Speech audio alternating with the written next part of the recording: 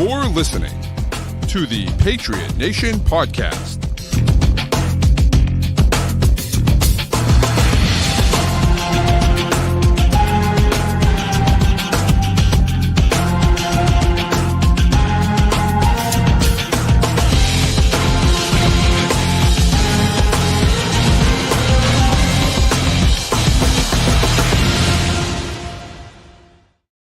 All right, welcome into another edition of the Patriots Nation podcast. As always, you got Pat Lane here with my man, Matt St. Jean.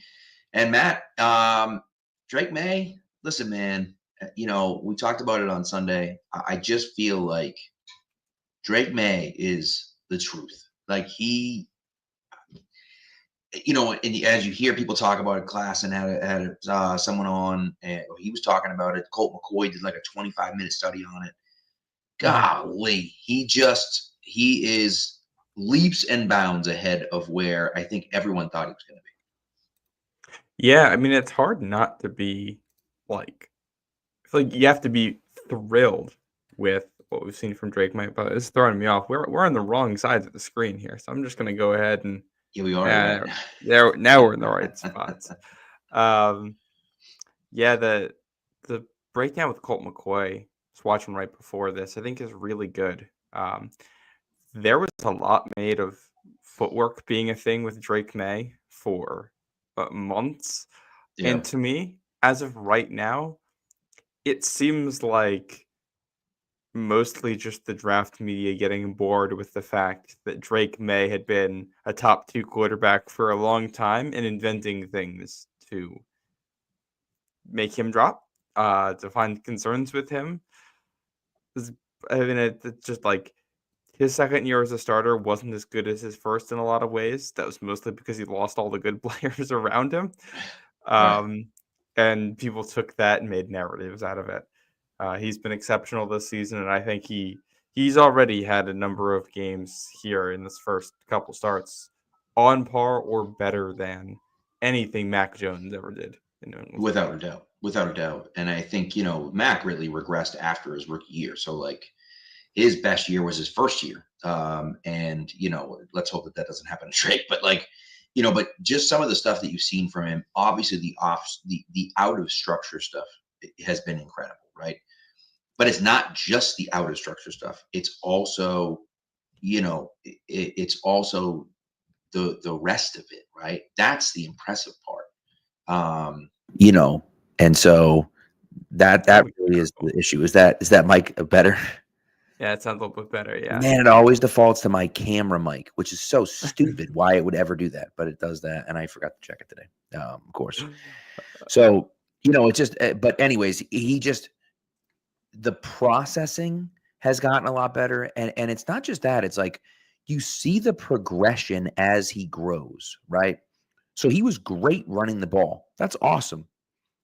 But now he's stepping up in the pocket, about to run, and then find someone to throw to and hits them, right? And it's that stuff that he wasn't doing that now he is doing. And you're like, oh, okay. Like, that makes sense, The Colt McCoy throw that I saw, because I didn't watch the whole thing, but the Colt McCoy throw that I saw was the out route to Hunter Henry on 3rd and 5, where he does the hard count twice at 3rd and 10, gets it to 3rd and 5, and then throws an out route, and just with great anticipation, knows what's coming, throws it as Hunter's making his break. Before he's even looked, the corner's got outside, or the safety has outside leverage on Hunter, and he trusts Hunter to beat him anyways, and he throws it to the right spot. Like, that's the exact type of stuff that you love to see. He can do the, and Omema puts out, the cross-body throw, right? The throw to Pop where he's getting hit and he throws it across his body. He can do that. We know he can do that. It's not, right? It's not that throw that impresses me so much. It's the other stuff that impresses me so much, because it's like, yeah, I knew that throw was coming. I knew that was in his bag. But for him to be at this moment, 6 starts into his career, to be able to make a throw like that to Hunter Henry and to make other throws that he's been making, make other reads, that's what's impressed me so much.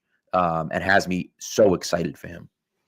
Well, and I think, to talk about that throw in particular, like the crosser to Pop Douglas, where he's getting blitzed and he's in the Yeah. air and he's turning his body, throwing across the field, doing all the things they tell you to never do, Right. but making it work. Yep. We all know he had the athleticism to do it. I think the concern was that he can physically make the throw, but can he do it accurately, and can he do it while making the right read? You know, I think Right. we all thought he can make that throw. It might just end up 3 yards behind in the hands of a defender, or Yeah. not going to see the guy on the other side of the field. He's going to throw it right to somebody coming from the left side, or whatever it is. And it's the mental paired with the physical that's been so impressive for me. The fact that he doesn't force it, he doesn't overcomplicate it. He's very rarely taking real risks of any kind. Mm-hmm. He makes it look easy in a lot of Mm-hmm. ways. And he is so incredibly calm all the time. It's crazy. He never gets too high. He never gets too low. You see it in the pressers. You listen to him talk, his vocal inflection. Like it's all about it's all about wins and losses, first of all. Doesn't care Yep. about his own production Does out there. not. And he's very even keeled about everything, which is good. And like I talked about this in the pre-draft, one of the reasons I liked him as a prospect, being a multi-sport athlete who played basketball, he's comfortable in short areas. He's comfortable in chaos. He's comfortable being able to make quick decisions while being surrounded by a lot of people. That's what Absolutely. basketball is, especially with a guy like him. He's a good basketball player. He's going to be doing a lot of that. Right. As a bigger Totally true. guy too. And like you see that out there. He doesn't really get rattled. One of the plays though that I thought was really funny, since we're talking about the Colt McCoy thing. You didn't get to this part. No. You got the Tom Brady comparison. Oh, baby. Oh, God. But when I mean comparison, not saying he's like him. I mean comparison, just using it at face value of talking about what Tom would do versus what Drake Maye would do. Talk about a play, third quarter, I think, and he's got the running back on an option route out of the backfield. They've got it blanketed. The Rams have somebody on both sides of the running back. He's got nowhere to go. Colt McCoy talks about how in this situation, Brady's just going to, because pressure is starting to get there, he's just going to dirt it. He's going to throw it right at the feet of the running back. You're going to move on to the next play. Not a big deal. Not a negative play. Great play. It's one of the things that made Brady so great for so long. Right. Maye doesn't do that because he knows what his athleticism can do. He knows his escape route out of the pocket. He turns like a 2nd and 10 into a 3rd and 2 by just scrambling out of bounds and picking up the yards that are there. And that's, being able to just raise the floor of an offense.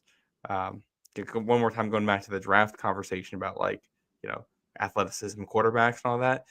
This is why having an athlete at quarterback, it's not about it is about raising the ceiling, but it's also about raising the floor. When Mac Jones gets back there and he panics, or things aren't there that he thinks he might have or whatever, the best option he has is to dirt it. So that means your floor, your best case outcome there is incompletion 3rd and long. For Maye, it's a calm and easy 3rd and 2.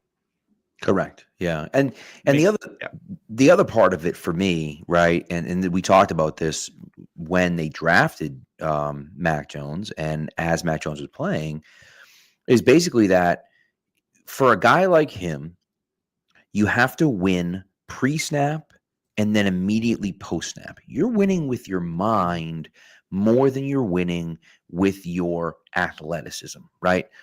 Now, Tom Brady is Tom Brady. You can't compare him to anyone, right? Because he's so good. Right? And Manning's one of those guys too that he just mentally got the game to a level that nobody really could get to.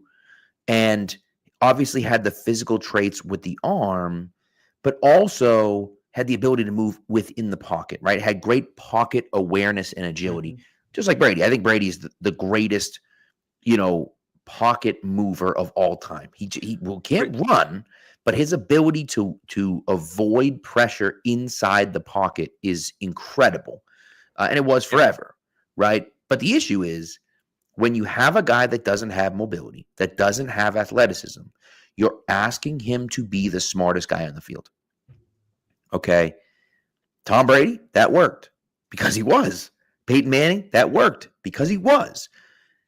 But that's a heavy ask, right? That's a heavy ask to ask someone to be the smartest guy on the field especially early in your career, right? And some guys are never the smartest guy on the field. It just isn't the way it is, right? But to have a guy that has the athleticism to escape, you still want him to be smart. You still want him to make the right reads and make the right throws. You still want him to throw it away when he has nothing, if he has to.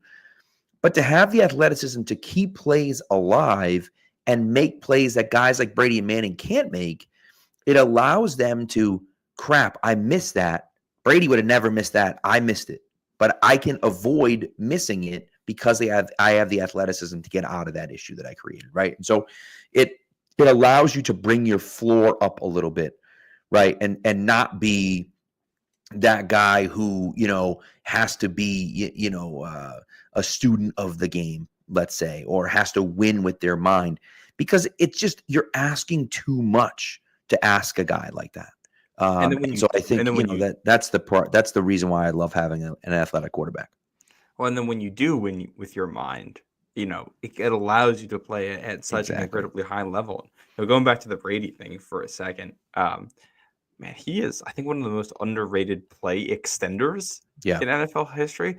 His ability to drag a play out while never leaving like the same 10 by 10 area of grass is incredible.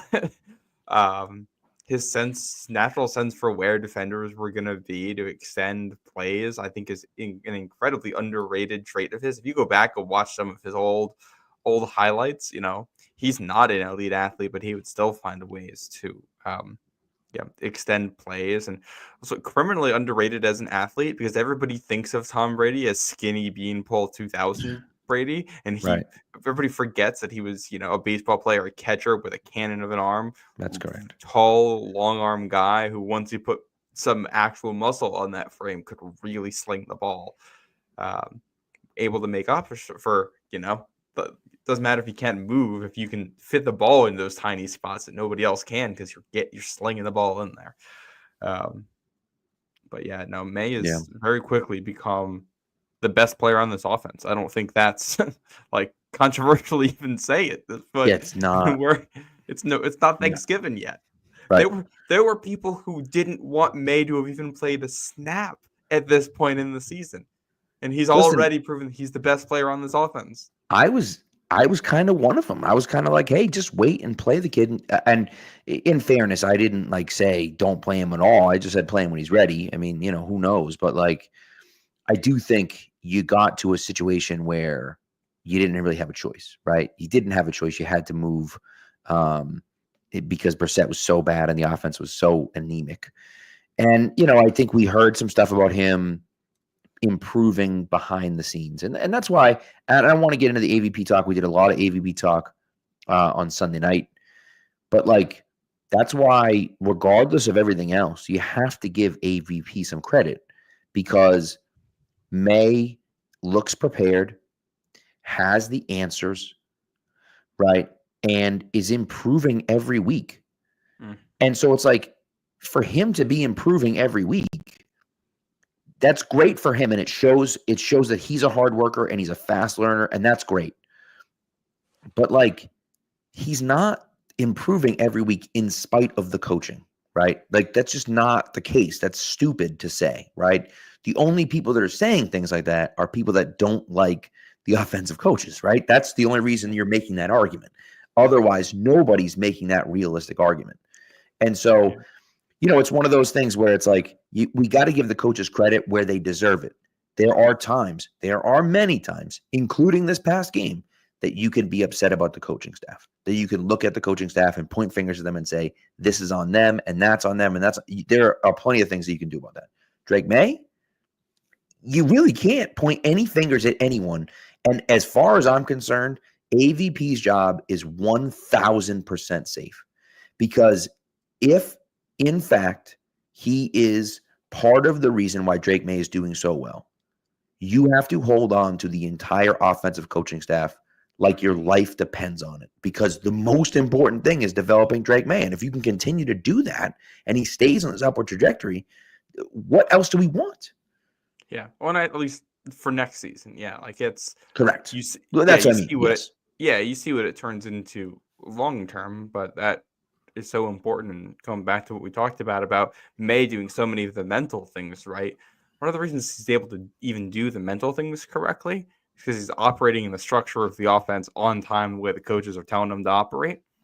And that's, that success is also on the offensive coordinator, the fact that the answers are there for some of this stuff. And I don't know if he has improved exactly linearly game after game. Like, in a lot of ways, I thought the Bears game was maybe one of his worst games of the season.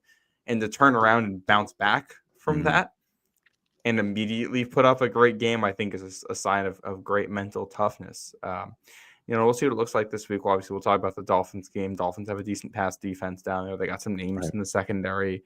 Remember, they took the strip last year, and we thought maybe they could start to turn a corner because that's when guys were starting to get healthy. They had just beaten Buffalo. And just remember that pick that Mac Jones threw to Jalen Ramsey trying to throw a ball up the left side of the field. To Parker, right? Was that to Parker? I don't even remember. The receiver was barely in the frame. Probably. Then probably it was Devontae Parker. Yeah. But yeah, no, they got some corners down there who are talented and like to bait young quarterbacks into mistakes. So we'll get to that. But offense is not without its flaws, but on the whole, I think Van Pelt and the staff have done a very good job putting things together. And we want to talk about one of the plays that stood out to me goes down as a negative. It's an incompletion that stood out to me about the structure. It was kind of early on. They dialed up a play action shot to Kayshon Boutte deep down the field, and it's incomplete. But you see the vision. They like set it up with the plays beforehand. They get into the spot where they want to call it, that spot in the field where you like to call a shot plays. It's 1st and 10. It's a great opportunity for it. You get the look you want. Boutte has the opportunity. The throw is right where it needs to be. Even though the protection isn't anything fantastic, he doesn't come down with it. That's fine. This is Kayshon Boutte. He was a 6th-round pick for a reason. Yep. He's not your, if he catches that, you're blown away. Right. But what that tells you is, all right, you take that same concept, that same play calling, and you put T. Higgins in that spot, let's say. Or for those who like Ted McMillan in the draft class, or any other receiver that you like in this draft class, or free agency or whatever, and you put them in that spot. All right, that's the spot where you say, this is the route we want our guy to be able to win, to go down there and catch that football. Make him throw at the line, can protect well enough. We can scheme it up when we want to scheme it up. You just need the receiver who can finish the play. That tells me that they have the vision. Obviously some T's to cross, some I's to dot. But anytime the players aren't good, it's always going to end up coming back on the coaches. So we'll see what it looks like next year. But pretty pleased with where the offense is at this point. With however many games left they have. What do they have? 6 games left? 7 games left? They have played 11, so they have 6 games left? Yeah. So they still haven't had the bye. Crazy. Yeah, correct. So bye's not until week 14, which is wild. So because it's interesting, there's a ton of byes this week, no byes next week because of Thanksgiving, and then I like that, and then multiple byes week 14, which is super late. But anyways, I don't remember exactly how we said we wanted to do this, but I do have some Patriots defensive takes if we want to get into these, or we can wait until after a little ad break. You know what? How long do you think we're going to go defensively? Let's do the defense for a few minutes, because we can talk about the defense for a few minutes when we come back from the break. I do want to talk about Cole Strange and the Patriots Hall of Fame, or the Pro Football Hall of Fame class. And then after the second break, we can talk about our picks and whatnot. So let's do that. Let's do the defense right now, because I know you're working on an article for Pat's Pulpit, and you've done a good amount of research on it. Yeah, so I was going through the tape, and the Patriots right now statistically are just outside the top 10 in terms of third down defense, EPA per play that they're allowing. But they are 31st in the NFL. I actually might have pulled this before this week. Whenever I pulled it recently, they were 31st in the NFL in first and second down defense, early downs. abysmal, second to last. Their pass defense was worst in the NFL on early downs. Not It good. was just no. Not what you're So looking for. I kind of through that lens, I was looking at the Rams tape and charting the game, and a pattern popped out to me really fast. So the Rams started the game. They'd go with their 12 personnel, so 1 running back, 2 tight ends, 2 wide receivers. And Okay. they were running the ball out of it early. And they popped 1 big run, but for the most part, they weren't doing anything with it. They come out on that 3rd possession in the 2nd quarter, and they're same personnel, and they're hitting play action. They did this the next 6 times that they were in this personnel grouping on 1st or 2nd down. 5 of them were play action passes. So they switched it from all runs to all play action, basically.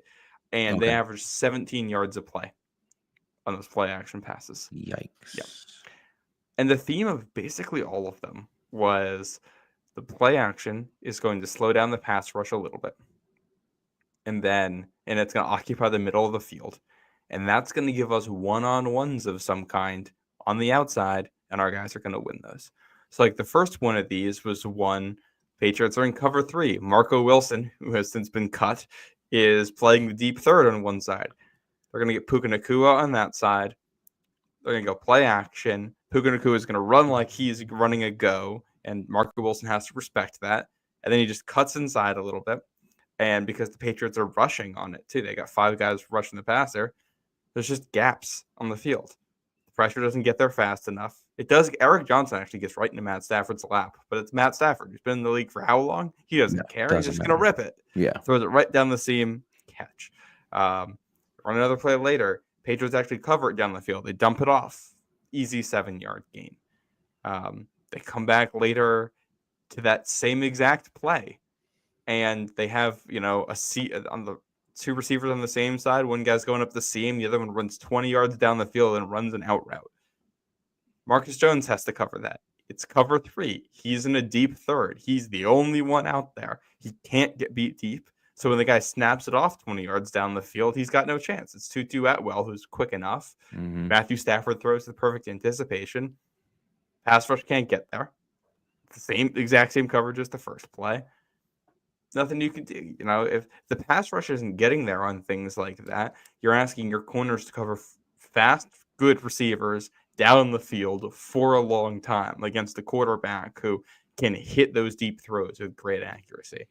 Right. And then one of the other ones, the touchdown to Puka, right in front of you down there where he's got that out route. Yep. Against Jonathan Jones. It's same type of thing. Play action. Defense condenses. That sets up a one-on-one on the outside with Jonathan Jones. So he really doesn't do like a terrible job of it. And Keon White ends up unblocked to the quarterback, but Stafford just gets the ball out.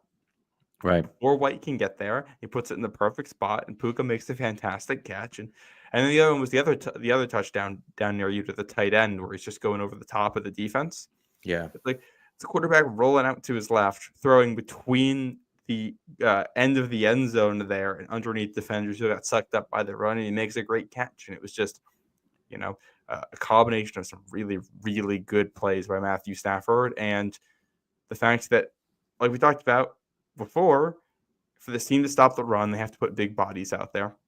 Yep. When you put big bodies out there, there's no pass rush to speak of. And when there's no pass rush to speak of, then you're going to lose down the field quite a bit because the quarterback's going to have time to do it. You can, if you're going to play against, a young quarterback like Caleb Williams, you can get away with some of this because he's not going to get there mentally. Exactly. Matthew Stafford will, and you look at this week, Tua absolutely will. Right. He can hit those throws. So they got to find some answers. I think Christian Barmore, in theory, is part of the answer here because he gives you a pass rushing option who can also stop the run. But I don't know what he's going to be at conditioning wise this week. Well, and that's really the question, right? When he eventually comes back healthy, I'll feel really good about it. I just don't know what that's going to be, right? And no one knows what that's going to be. And that's not, it's just he needs to get back into football shape after not playing and having blood clots in his lungs where he like said, was short of breath all the time, right? And so, And he wasn't the best like conditioned player before that either. He was right, first 2 years in the league mostly a role player type guy, correct, situational player, yep, rotational defensive tackle, and he grew into a 3 down player right, um, last year. So it wouldn't shock me if he's just back to being a role player for the rest of the season. And yeah. their goal is to make him be that full time starter type guy again for next year. And I think that that makes sense. You know, you don't want to rush him back. The last thing you want to do is rush him back and get him hurt. You know, like he's a big part of your future, and you want to win games this year. I'm not saying you don't want to win games. You want to win games, right? Because you're never trying to lose games, but winning this year isn't the most important thing. Developing these guys and building a winning culture, that's the most important thing. And so you're hoping to win a few more games, obviously, but like, you know, it comes down to like we have to build that culture in the locker room and we have to grow our young guys and make them better. If Keon White is better by the end of the year, that's a good thing. I know Anthony Jennings had a tough game on Sunday, but if he Yeah. continues to improve, that's a good thing, right? If Jeremiah Farms has been playing great the last few weeks, if he can continue to improve, that's a good thing. So now it's like you have some of that depth, and you're getting it from young guys. That's important. And so, you know, look, a long way to go, right? But I do think that you know that you can't rush it. And the other part of it too, and you're totally right in this case, like you're gonna have to. You don't have the horses right now, and someone mentioned it earlier that John Jones probably should be playing safety. And at this point, I kind of agree. Like he should be a safety now. He does Oh, not have. I don't think he has the ability or the speed. I think he's lost a half a step or more, and it's not much, but that's enough for a corner where you're like, I can't leave you on an island. I can't. And if you can't be on an island, even sometimes, you're not a corner. You're a safety. yeah. It's tough because he's also never had the best like ball skills. He's like a little bit Right. short armed, Yeah. which like he really can't afford that. Correct. What I did think was interesting, Patriots were using a personnel grouping. It was they were playing 3-4 defense with Jonathan Jones as one of the safeties. Hmm. So they'd play 3-4. This is when the Rams had 3 receivers on the field. So they'd play Yep. a 3-4 defense, but with 3 corners, 1 safety, with Duggar as the 1 safety. Got it. Which I like that. I think that's a good way of trying to get to your solutions. It just wasn't as effective as I think you'd hope it would have Yeah. been. Mostly because I think, the players aren't quite good enough. And like Marcus Jones isn't bad, but I think he's like a corner 3 in this league. Correct. I Jonathan think so too. Jones Yeah. is hot and cold right now, inconsistent. Christian Gonzalez is a corner 1. Honestly, I thought Kyle Duggar had a really, really underwhelming game all across the board. He's been kind of disappointing to me this year. And First then game your back front, for an injury. We'll see. But yeah, yeah, he certainly hasn't lit the world on fire this year. yeah. I did think Sonny Taki better than Christian Ellis. I want to see more of him at Mm, linebacker, in part because I I agree. think he's a little bit more physical in some ways, a little bit more aggressive, and he's nowhere near what Jawan Bentley was, but he Yeah. allows Tavai to do some of the stuff that Tavai used to do when Bentley was out there, which puts him in a better spot. Ellis is fine, but like he's like a 3rd down player to me. Yeah. Like where you just use the I speed as agree. an asset there. Um, like you're always going to be in a tough spot if you have to put 3 defensive tackles on the field to have any chance of stopping the run. Yeah. And you've played teams that have good play action offenses, which you just did with the Rams. We're going to do it again this week with Miami. You get the Colts the week after that, which is going to be a really, really interesting match. I have not dug into the Shane Steichen offense at all, so I'm excited to do that. I don't know how the Patriots are going to match up there. I mean, the good news is Anthony Richardson is a terrible thrower of the football. The bad news is he's a very good runner of the football. And so that presents a whole nother set of issues, right? I mean, the Patriots have forced 1 turnover in the last 5 games, that they just can't turn the ball over. And a lot of that comes down to, having the guys, because turnovers really comes down to like having the guys that can. Sometimes you just need a guy to make a play, and we're in the right spot or we're close to the right spot, but we just didn't get there in time, and that unfortunately, I think is where the Patriots are at right now. They're just not quite good enough. Well, you need to force people to make bad decisions. You can't force quarterbacks to make bad decisions if there's no one around them. That's correct. That's been a story of the year for them there too. Right. And it's what it does downstream with that too. Like it's some of the completion, like 2 of the completions that I talk about in this article come out, I think tomorrow on Pat's Pulpit. They're bringing a 5-man rush because they have to bring a 5-man rush to try to generate pressure, which means the areas of the field where there might usually be underneath zones that take away some of these throws, there aren't players there.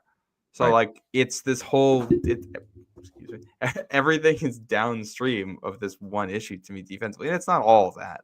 Like it's last year, what made it easier when you have Bentley and Barmore. Barmore plays a lot, so like it gives you some of that extra pass rush. Exactly. And when Bentley's out there, then you can play lighter personnel and get more exotic with things because he's just so good at what he does. And I think they played more versatile fronts. I think at points last year, they kind of have to play they've been playing like 3-4 with Anthony Jennings and Keon White as outside linebackers, which also means one of those 2 is dropping into pass coverage if you are not what do you ideal. call it? If you're not rushing 5. It's like that's I think if you look for an ideal Patriots roster construction next year, you want them to be able to play with 4 rushers a lot more often. Like Barmore is one of them. Keon White is a true defensive end. And then I don't know what's going to be on the other side of that.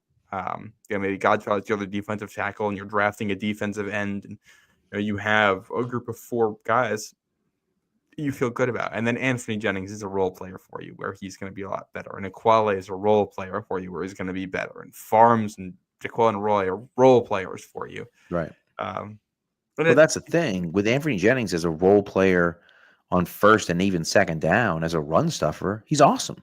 He's awesome in that role. But you can't ask that guy to rush the passer on a consistent basis because he just doesn't do it good enough.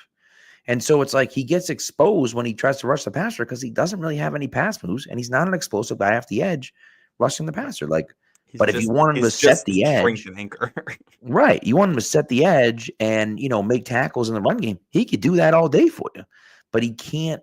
What he can't do is rush the passer, right? And so you need to be able to take him out and put someone else in. Uguale is very similar to that in the fact that it's flipped. He's a pretty good pass rushing defensive tackle. He can't stop the run to save his life. And so it's like, you can't put him out there to stop the run, but so and you kind of go back and forth, and so it's like you need these guys more depth. They're hot and cold too. Right. So like, if they play 10 snaps in a game, that means 2 or 3 of them are bad.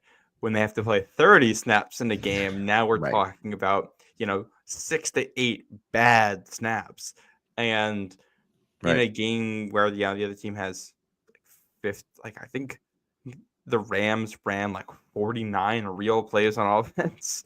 You have 6 to 8 truly bad snaps in there as a guy in the front 7. That's really bad. They're going to take advantage of that big time. I agree. So anyways, we'll see what the Patriots do this week against Miami, because that's going to be an interesting matchup. No Dietrich Wise, no Marty Mapu last week, no Jaquel and Roy. All those guys were out, so it's possible some of the stuff goes a little bit better if any of those guys are playing. Yeah, we'll see if they play this week. I forget where they are in the injury report. I know it's on the bottom of the screen. I don't believe Dietrich played practice today on Wednesday. I don't think he did either. And no practice for Barmore, which I think he's in and out. It does seem that way. So we'll see. And he's got a simple role. He doesn't need to be in the game plan that much. Just get out there when you can. That's all. So, all right, let's do an ad break, and then we'll get into some of this other stuff here.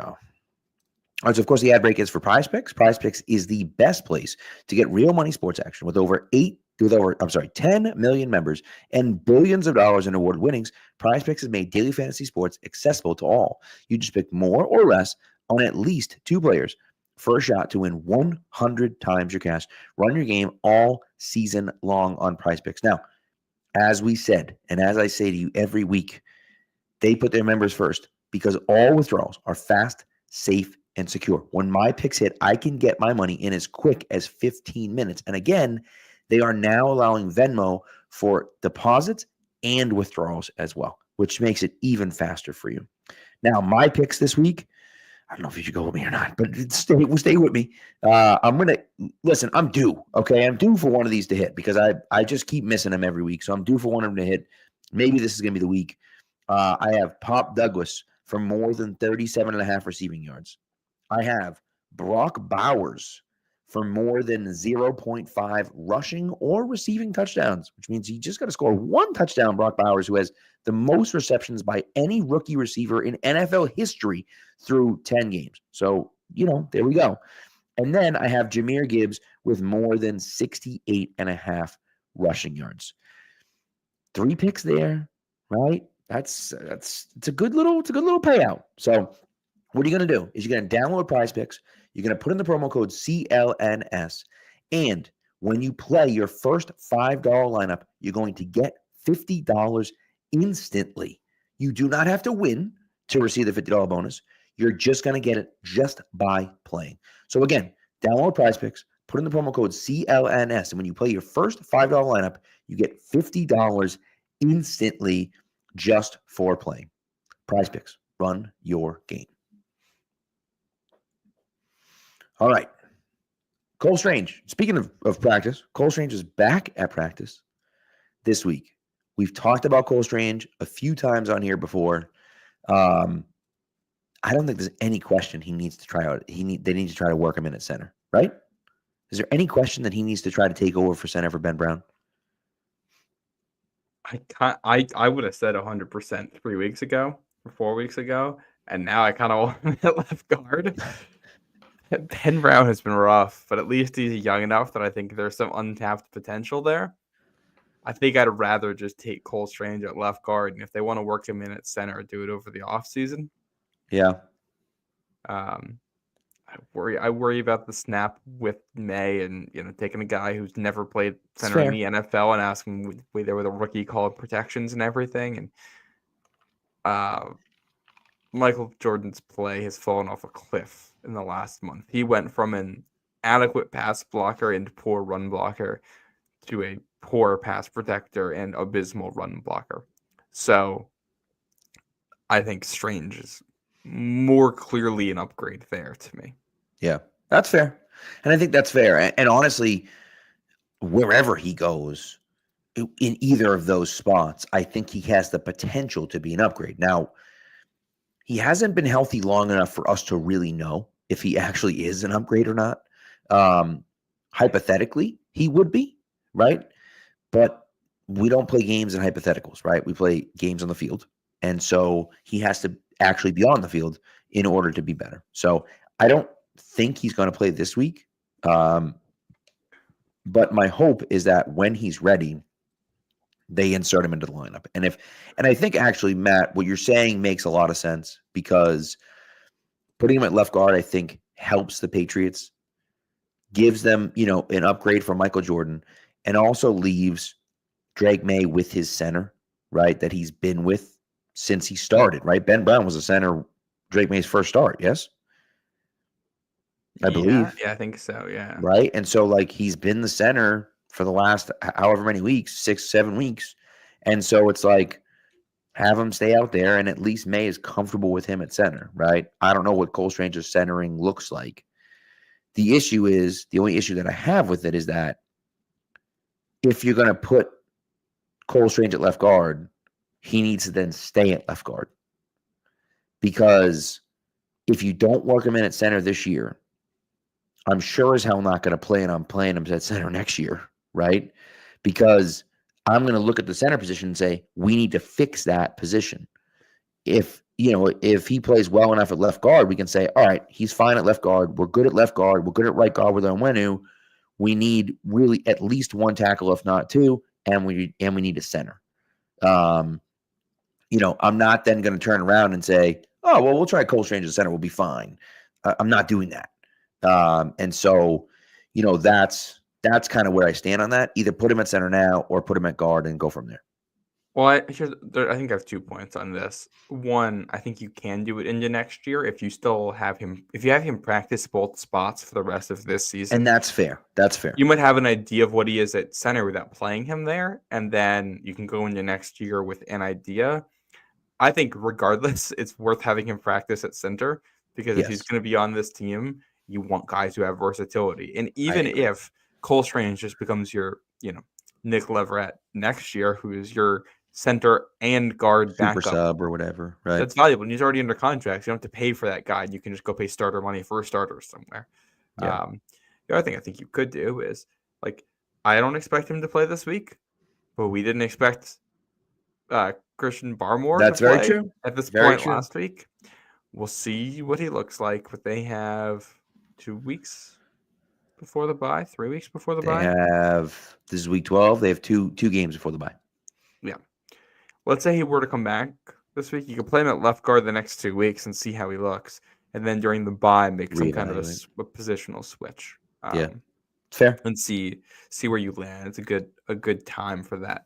I pulled this up. I will say, as always, grain of salt because these are PFF grades and they are most definitely not gospel. Right. But last season, Cole Strange had an overall PFF grade of 64.6. That would make him the second best offensive lineman on the Patriots this year behind Michael Onwenu. Sheesh. And he had a run block grade of 66.2, which would make him the best run blocker on this year's Patriots. The only guy with a better run block grade who's an offensive lineman this year is Chuks Okorafor, who in 6 run blocking snaps had a good grade. Yeah. Oh, God. I don't even know if Cole Strange is good, but if he is anything at all like what he was last year, which he's probably going to be hobbled this year when he plays because knee injuries like that take time to bounce back from. We're probably going to get him at like maybe 80% the rest of the way. From what we heard, he was playing at like 80% last year, I think, too. So he had a knee injury in camp, and they said before that we knew he was going to need off-season surgery like week 1 last season. Right. Yeah. So if he can give you that level of play, like he's immediately your second best offensive lineman, wherever it is you're putting him. He's an upgrade at left guard or center. I personally prefer him at left guard with this current group because I think he's better there, but it's not that strong of a preference.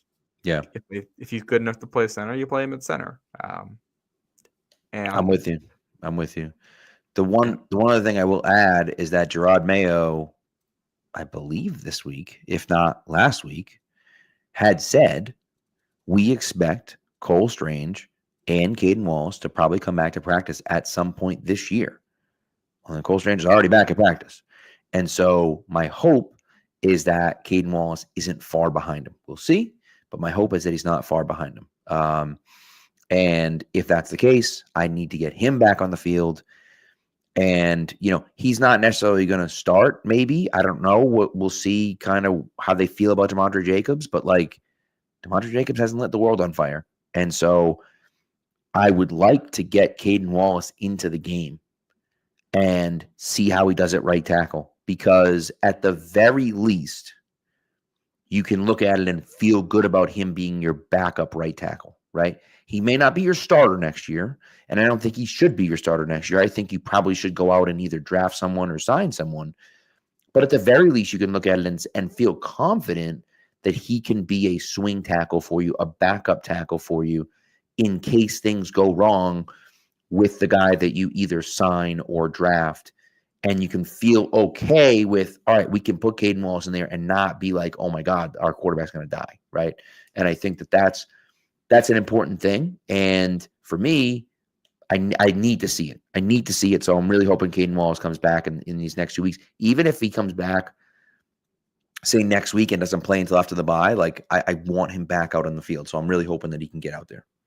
Yeah, no, I agree. And I think for those last 4 games, that stretch, if you can have Caden Wallace out there for them, if you can have Cole Strange out there for all of them, which, if he's back at practice now, that's a 3 weeks to activate him. He should be back at that point.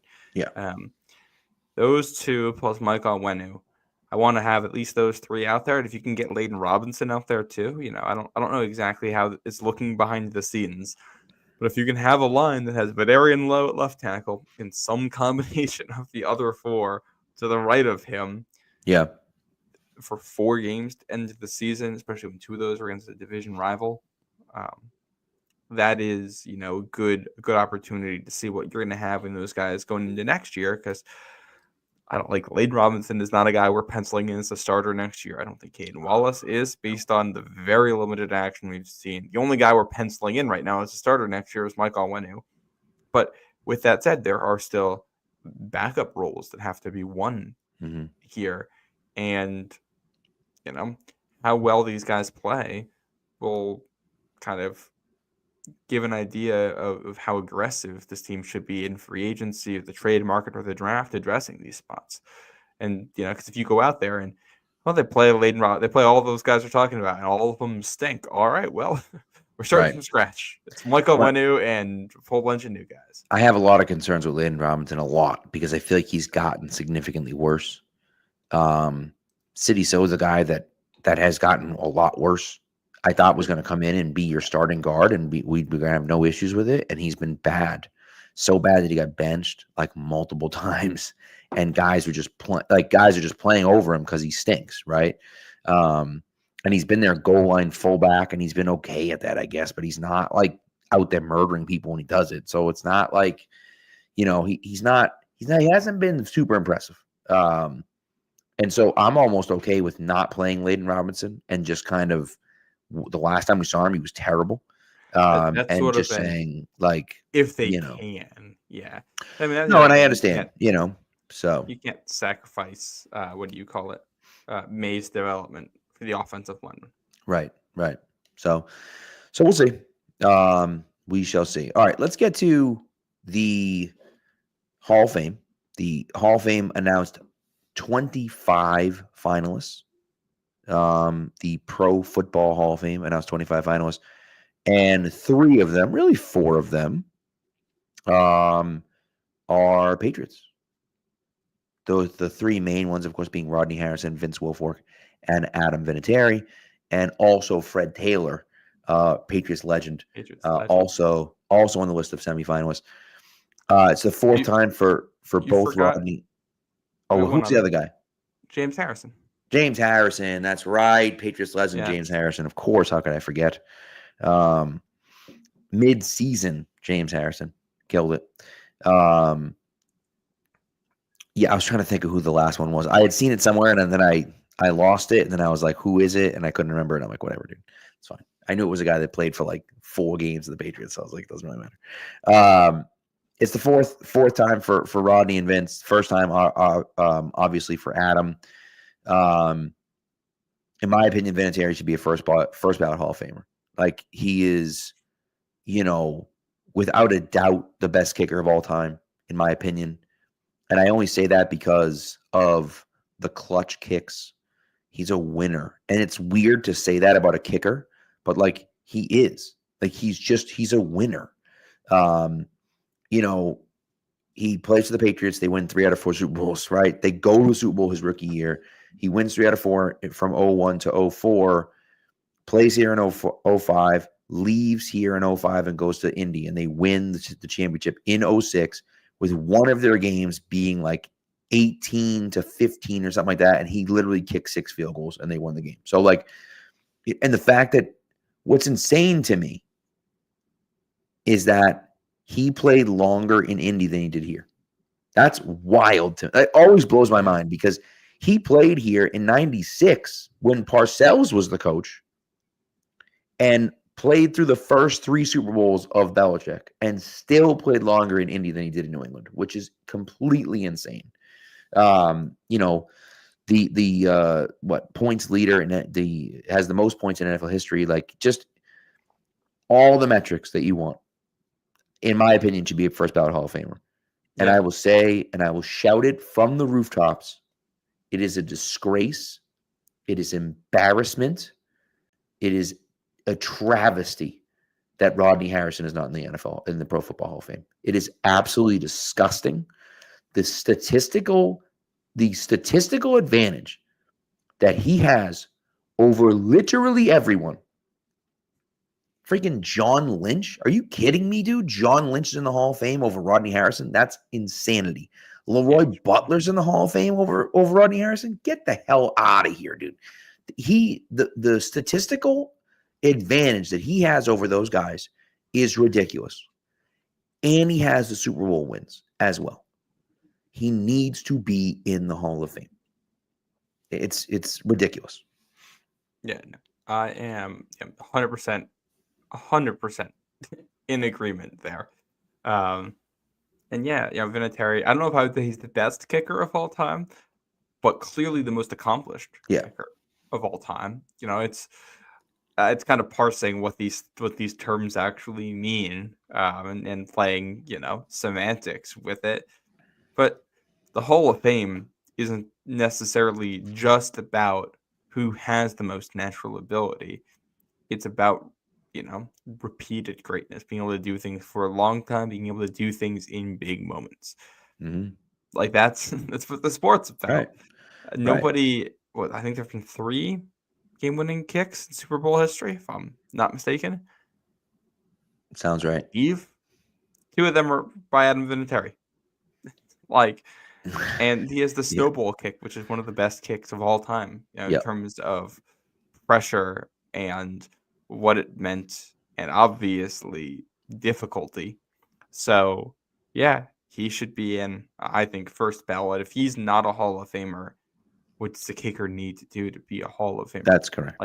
The only thing you could do is, the only other guy who has a chance at it would then be Justin Tucker, a guy who's just been, obviously until this week apparently, been so ridiculously good for such a long time at kicking, high difficulty field goals at long range. But is it just going to be whoever kicks the hardest and the farthest is in the Hall of Fame? That's not really what silly. It's about. But again, you think about it, right? And I would think you'd ask any sane person this question. If you had one kick, you're down by 1 in the Super Bowl or wherever, right? Sure, say the Super Bowl. You're down by 1 point. You have a 48-yard field goal to win the game. No time on the clock. 1 second on the clock. One last play. One kick. It's Adam. No one's choosing anyone else. Nobody. Ravens fans are probably taking Justin Tucker. I was going to say, maybe Ravens fans are probably taking Justin Tucker. You're allowed to do that. But you're wrong, but you're allowed to do that. Adam Vinatieri is the most clutch kicker of all time. And tackled Herschel Walker his rookie year. That's got to count for something. It's got to count for something. Yeah. Bill Parcells calls him a football player, not a kicker. It's got to count. It's got to count for something. Yep. You saw those biceps that dude has? I'm saying, dude, Yeah. So there's a question in the chat, by the way, asking if Rodney or Adam gets in. Are the Patriots going to be in the Hall of Fame game? I'm assuming no. I'm assuming the NFL has just bookmarked, what is it, 2027, 2028? Whatever year that Brady is eligible to go into the Hall. You would think. That's the year we're probably having a Hall of Fame game. Yeah, which makes sense, right? And that makes sense. Last time we played in it was 2000, right? Brady, I think so. With Brady's first game. Pads. Yeah. Against Giovanni Camarza. 40, yeah. What is that? Goat. What is it? He has multiple goats. The line. He heard multiple goats. Yes. Since we're now talking about that documentary, this is something that hasn't really gotten talked about. ESPN did the whole year of the quarterback thing, where that was part of, and part of that was the documentary, the Brady. Yeah. Yep. So that was 2010 or 2011. One of those. Was that long ago? It must have been 2011, because I'm pretty sure his 2010 unanimous MVP year was in it. Okay. That's half of his career. Crazy. It's crazy. When is ESPN coming out with the Brady 6-2? Right. That's what we need. And that's, by that point, what? All of the other guys' careers had ended? I think one guy was still playing as a backup. Wasn't Bulger a backup in Baltimore or something like that? I think. Yeah. But I mean, for all intents and purposes, all their careers were already over. We need to find out how many goats Giovanni Carmazzi has. That's what I want to know. Maybe you'll sit down for it. People want to know, ESPN. And Old Man Mob, to his credit, mentions that Will Fork deserves to be in the Hall of Fame. 100% deserves to be in the Hall of Fame. In my opinion, he is, if he's not the best, he is one of the best nose tackles in the history of the NFL. He deserves to be in there. I think that Rodney and Adam might be more deserving than Wilfork, which is why I would push for those two over Vince. Not by much, but I do think they have a little bit of a stronger case than Wilfork. But like the thing about Vince is that he was like the best player in his position for like 8 to 10 years when he played. Like he was awesome. And he never got the love or the fanfare because he played nose tackle, right? And good stats. he just doesn't put up the stats. I think for him, that video that came out, it's stupid, but like sometimes it's stuff like that where the video that came out with him wearing the overalls and stuff, like people know the name really more so because of that than they do because of what he played on the field, right? And so at least the people that are the casual fans, we'll talk about that. So I just think that Vince and Old Man Mob, you're 100% right in the fact that he didn't come off the field, right? And the 2012 AFC Championship game, which of course they ended up losing the Super Bowl that year, but the not the 2012, the 2011 Super. Well, I guess technically it was in January 2012, but you get what I'm saying.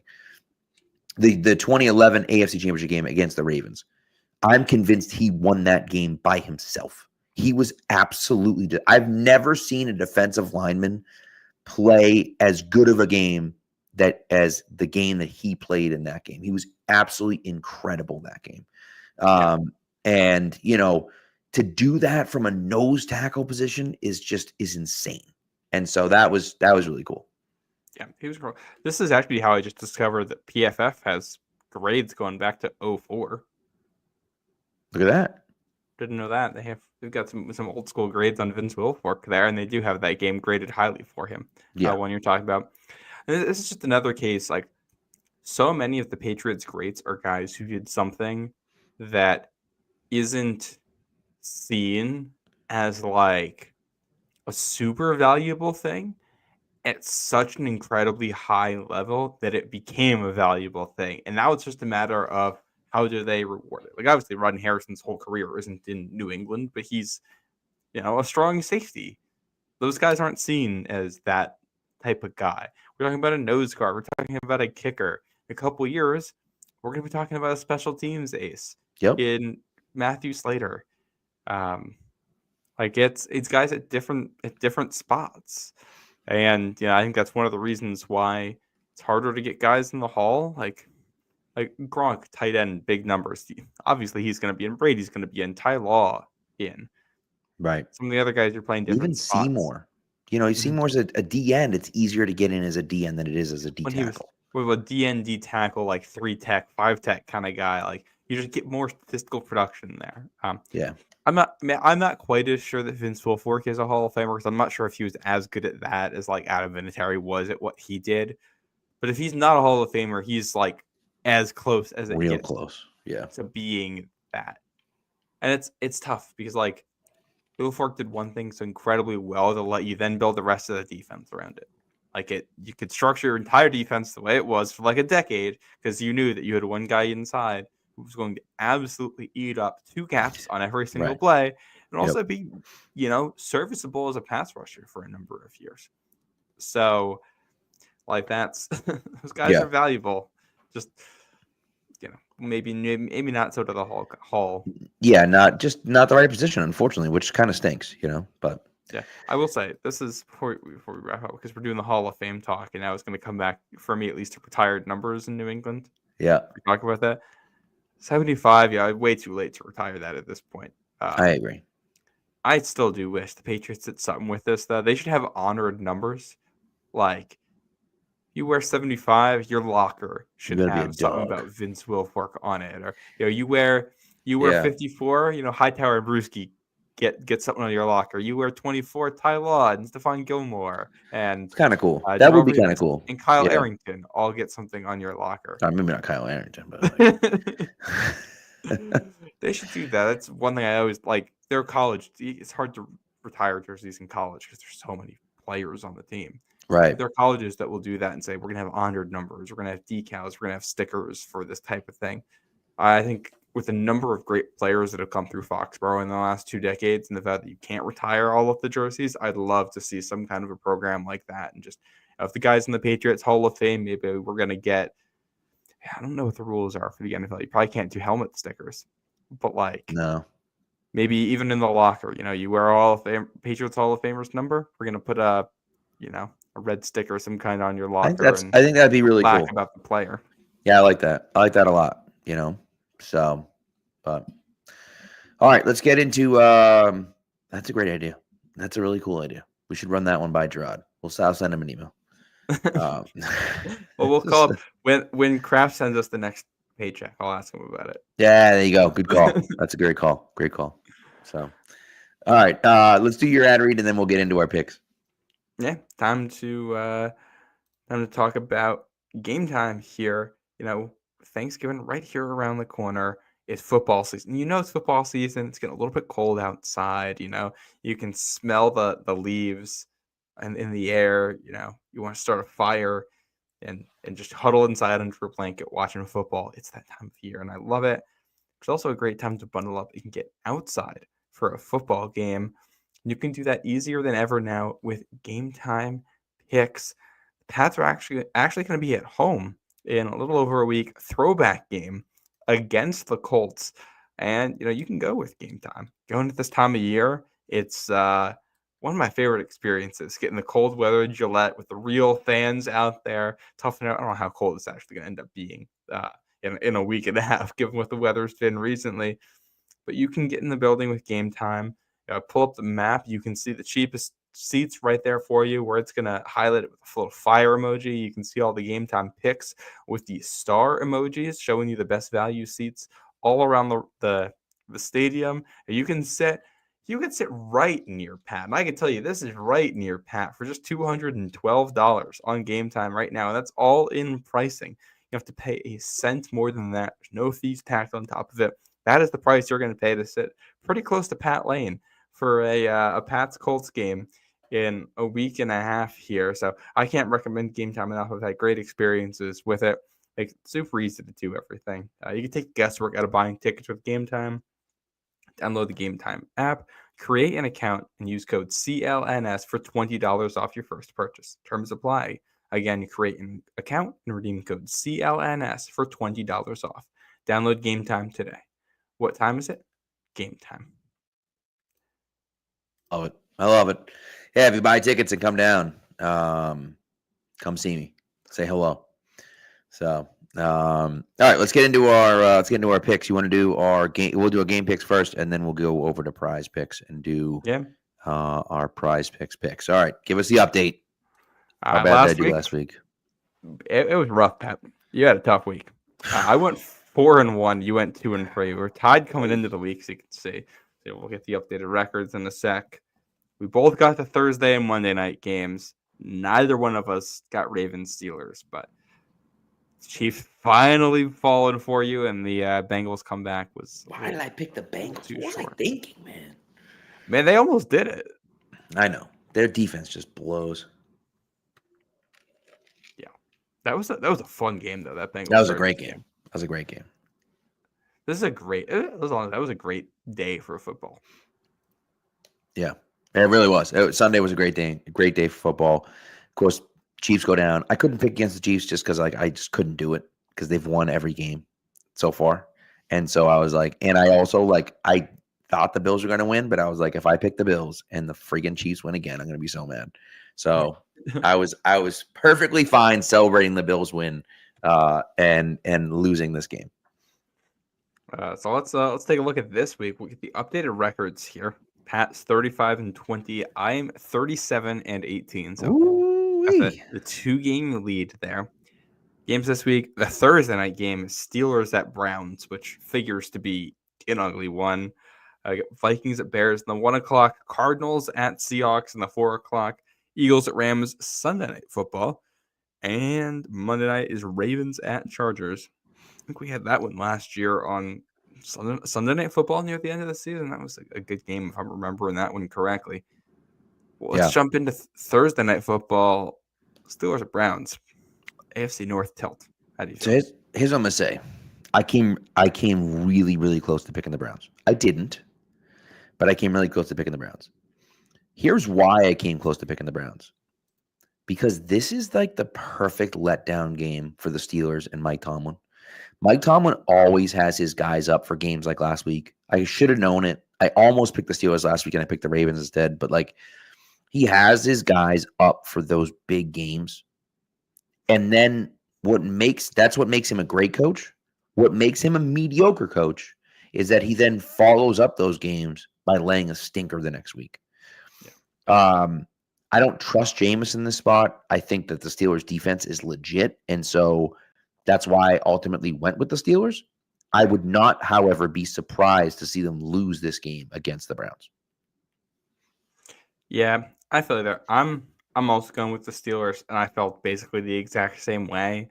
Like there isn't a massive talent difference here. The big difference.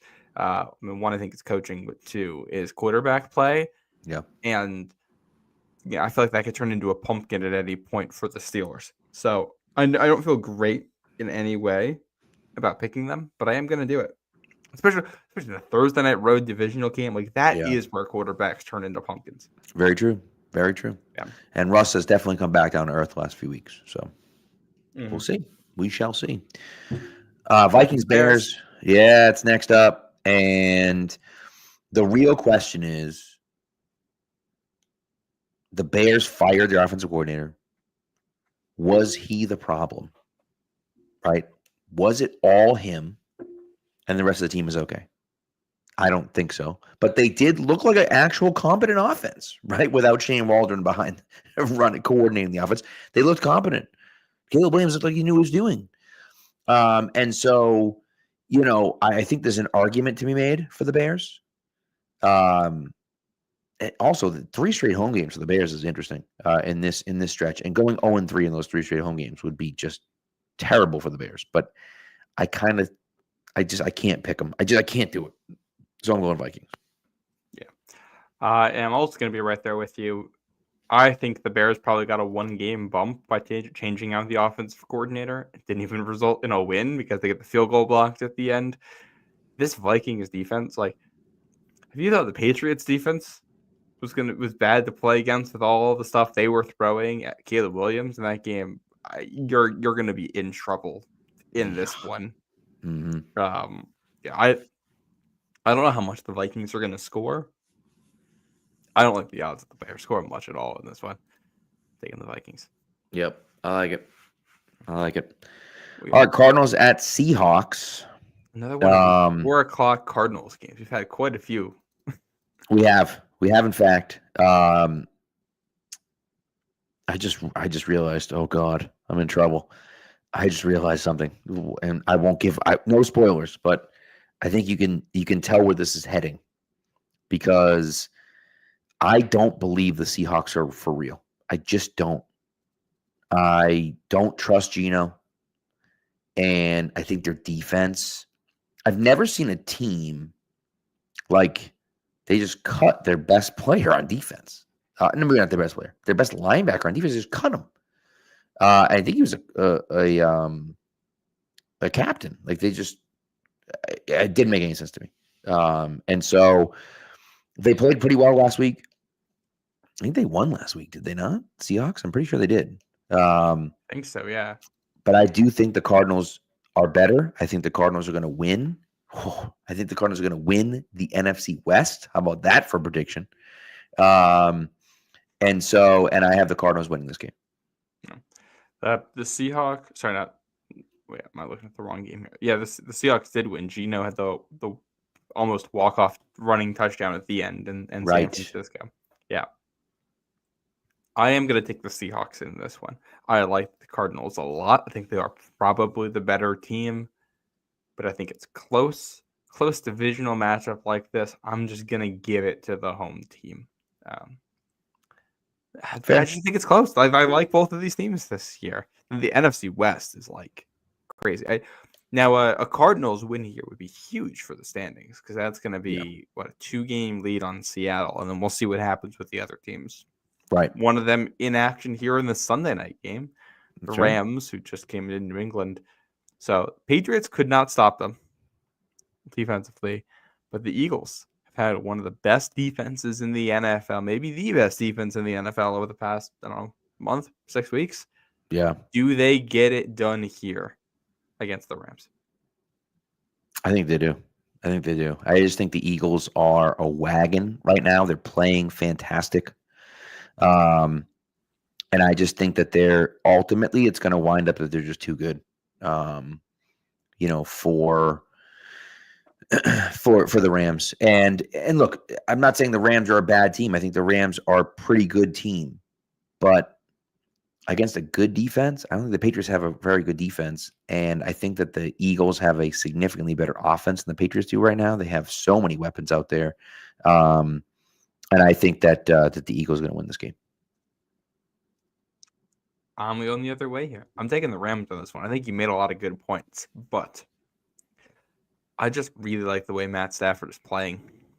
And I think I generally side with defense over offense. I think Sean McVay is going to have some answers for the Eagles this week. I think the Rams are going to score. I think this will be a decently high-scoring game. I think this will be a fun game. But I think the Rams come out on top in a Sunday night showdown. It's interesting. And listen, I don't fault you at all for thinking that. I think that they're two good teams, and it should be a fun one to watch, I think. Yeah. All right, Monday Night Football. Ravens, Chargers. Ravens at Chargers. And so this is what I realized. And now if you're looking at what's going on, maybe you figured it out. Maybe you've said, oh, I understand what Pat was talking about, because I have picked 5 road teams to win this weekend. Doesn't seem like a winning strategy, but that's what I've done. And so I'm going with the Ravens over the Chargers. The Ravens lost last week. I think the Ravens are looking at this saying, we just simply cannot lose again. They're already 2 games back from the Steelers. It's 1.5 really, but they're 1.5 games back from the Steelers. They're in trouble if they lose this game, and they have 5 losses. There's almost no catching the Steelers unless they completely fall apart at the end of the season. They don't have a third place team to worry about, and they're almost certainly going to make the playoffs, even if they lose another game. But for a Ravens team that to me is a really good football team, they cannot afford to lose a game, especially a game like this. They might be able to, they probably can lose another game or 2, but they can't, not right now. You have to have this game. So I'm going Ravens. Yep. Right there with you on this one. We got I feel like we haven't talked about this. It's the Harbaugh Bowl. It's Jim versus John. Yes, it is. Yeah. I think John comes out on top here again. Ravens are just the better team. Chargers are up and coming, figuring out who they are. Probably going to be a wild card team this year. But which I will say, I did say this on the podcast that I thought Jim Harbaugh was going to be a really good hire for the Chargers, was going to change the culture, and they could be a playoff team as soon as this year. So just putting that out there. But there's a tier difference between these 2 teams. Oh, I agree. Yeah. But they've played awesome. There's no Chargers home field advantage really either. So that's not going to help you here. No. Yeah, it's LA. No one cares. Yeah.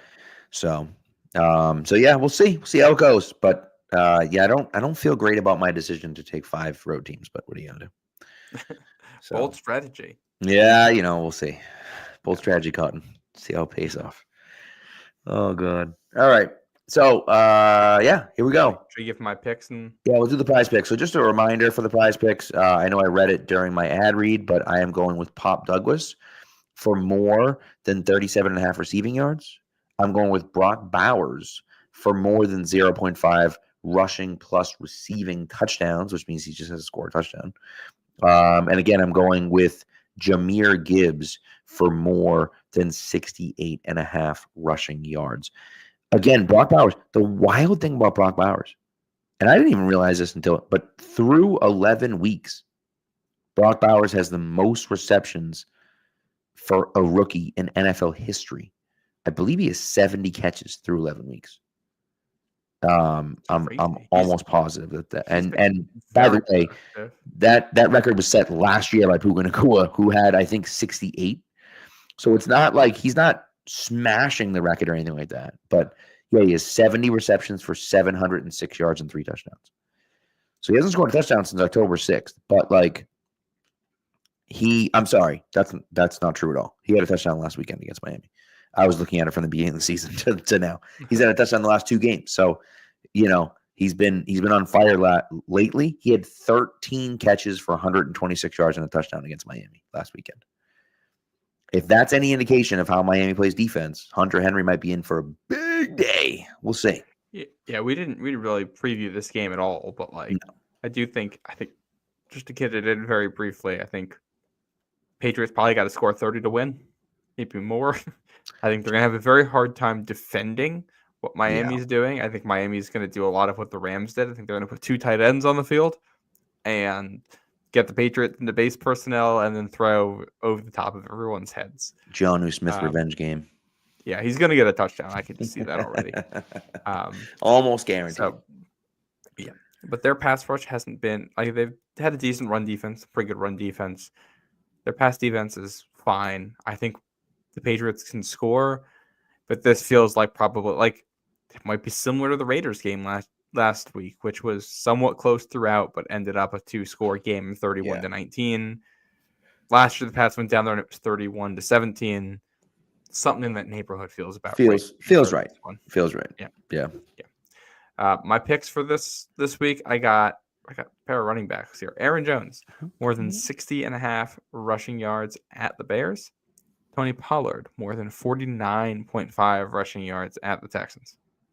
Okay. Aaron Jones and Tony Pollard. I like it. I always like to do your lineup too, because why not? Let's roll together and see what happens. You know what I mean? So we've both been on cold streaks lately. For anyone that's been following us on PrizePicks is pissed at us because we keep. Maybe you should just fade us, right? The problem is we get like one of them right, or even 2 of them right. If we pick 3, we just can't get all 3 of them right. So it's coming. It's coming though. I feel it. This is the week. I feel it. So we'll see. But all right, that does it for us. I think, unless you got anything else, I think we're all done here. Yeah. So, all right. Well, that's it. So thanks for coming along for the ride. We appreciate it. As always, chat was blowing up. We appreciate the chat. Everyone was talking about the draft. We are going to get to the draft. I promise. We're going to get to the draft. We can't do it yet. There's too much fun going on. If Jacoby Brissett were still the starting quarterback of the Patriots, we'd be talking about the draft. But he's not. And so there's a lot to talk about for the Patriots right now. And so we will get into the draft, though, I promise. Yeah. I think, what do you call it? I started some of my draft stuff. Yeah. In my free time, watching a game or 2 of different guys. I'm watching some offensive linemen, some defensive linemen. I'm going to start in the trenches with where this team is right now. So that's what you got to do. That's what you got to do. Get to January, February. That's when we're going to be doing a lot more draft talk. So I'm thinking last year I did a mid-season mock draft for Pat's Pulpit. I think this year I'm going to do a bye-week mock draft for Pat's Pulpit instead of a mid-season one, because honestly, there's a lot of we're having fun right now. We're having fun watching football again. This is great. I'm gonna pitch something to you, Pat, for the bye-week mock. Let's do a dueling mock draft article where we each make picks for a whole mock draft, and the article is basically in a discussion format of us going back and forth talking about why we made the picks we did. I'm a fan of that. All right, I'm a fan. I'm in. You heard it here first, people. It's gonna be fun. So, all right, well, that's it. That does it. That does it for us. Be on the lookout for that. Week 14 in a few weeks. That's coming. It's coming. So. Yeah.